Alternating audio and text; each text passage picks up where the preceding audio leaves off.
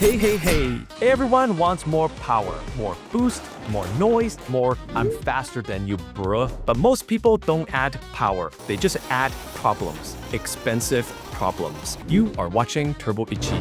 We are going through the most common power modding mistakes because with great power comes great financial debt. Mistake number 1, engine goes kaboom. Your stock engine was not built and definitely not tested for more power. Just because you can fit a turbo doesn't mean you should. For example, everyone wished the 86 twins had more juice, but that engine, it was built for fuel efficiency, and inside are weak connecting rods. Adding a turbo to a naturally aspirated car like that is like asking me to bench press more than 40 pounds. My body is not made for it. My spine will snap and so will the con rods inside the 86. Okay, how about a car that's already turbocharged? We can crank up the power safely, right? Yeah, no. If you look at the turbocharged Subaru STI, it has sensitive pistons from the factory. Giving it more power is like force-feeding your friend a milkshake when they are lactose intolerant. They are gonna poop their pants. The solution is to rebuild your engine with stronger internals, forged pistons, stronger rods. But this can cost a lot. And in many cases, it's actually cheaper, more reliable, and makes more power to just swap to an already durable engine. That's why the K20, 2JZ, and LS are popular engine transplant choices. And here's the uncomfortable truth. Every time you add more power, you are trading engine life for numbers. Yeah, you can make 1,000 horses, just don't be surprised if it grenades after one hole.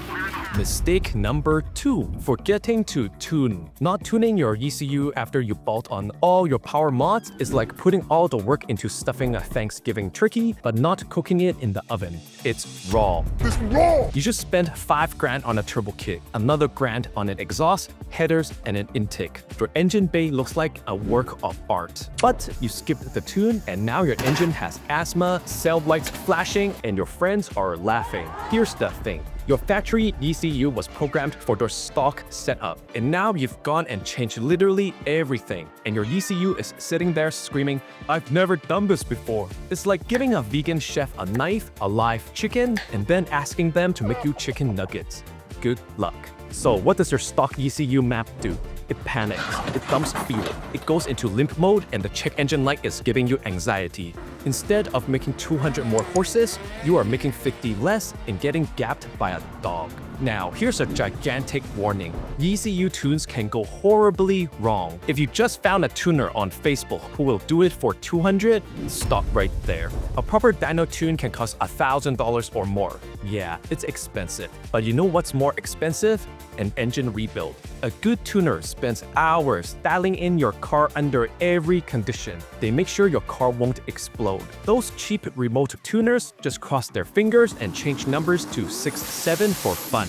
6-7. He might have gotten the fuel map from ChatGPT. You can cheap out on dates. You can order a kid's meal takeout. But tuning, that's your engine's life support. Do it properly. Find a reputable tuner. Check reviews. Budget for it before you buy your parts, because a badly tuned car is just an expensive time bomb.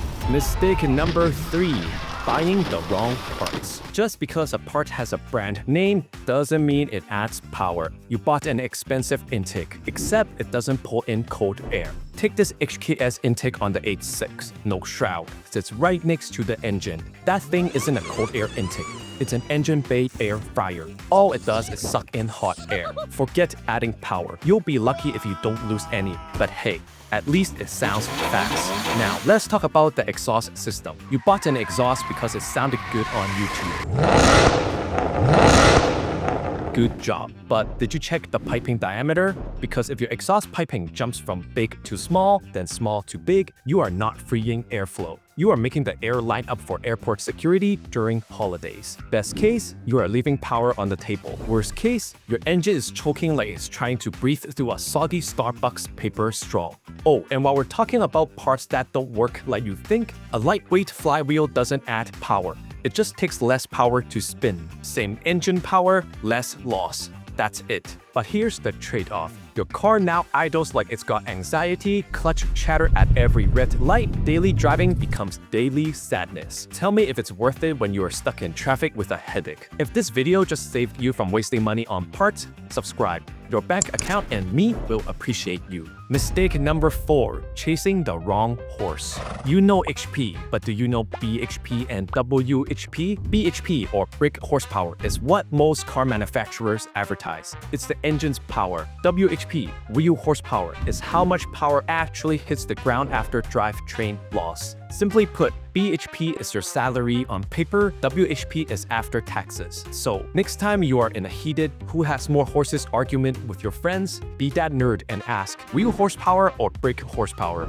Watch the room go silent. And it's not just what horses you have. We also have to talk about where it lives. Car nerds love bragging. It makes 400 horsepower. Okay, where? Peak horsepower at 7,000 RPM doesn't matter if your car feels dead everywhere else. If you don't drive that red line all the time, you paid for horsepower you'll never touch. That's not a cool car. That's a cool screenshot. Print out your dyno chart and bring it to car meets. Peak horsepower looks cool on Instagram, but a fat power band is what wins races. Mistake number 5, forgetting support mods. I'm a fan of hot things. Hot coffee, hot deals, hot dogs. But you know what I'm not a fan of?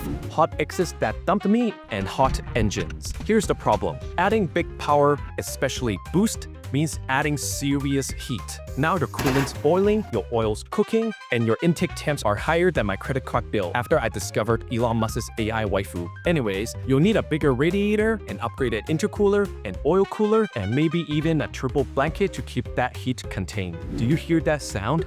It's your wallet crying. And there's more you need to buy, like an upgraded clutch so it doesn't slip, stickier tires to put the power down, better injectors and fuel pump to burn more dinosaur juices. Big power comes with big shopping lists. If your wallet is ordering off the kids menu, stick to small power bumps.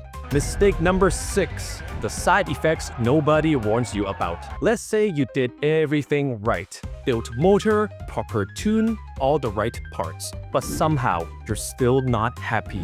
You went catless to maximize power, but now your car smells like a skunk died in your exhaust. You got that big turbo for top-end power, but now it lags harder than you on McDonald's free Wi-Fi. Oh, and your fuel economy? Gone. You used to get 30 mpg highway. Now you're at 14 if you're lucky. I hope you like spending money on gas. And this doesn't stop at power mods either. Wheel and body kits are where wallets go to die. I made a whole video on wheel and body kit modding mistakes. Do yourself a favor and watch that one. As car nerds, we all love power, but the more power you add, the more problems you'll have. Horsepower is addictive. Build smart, spend what you actually have, and don't chase dyno numbers you will never touch. Subscribe or else your check engine light never goes away. You've been warned.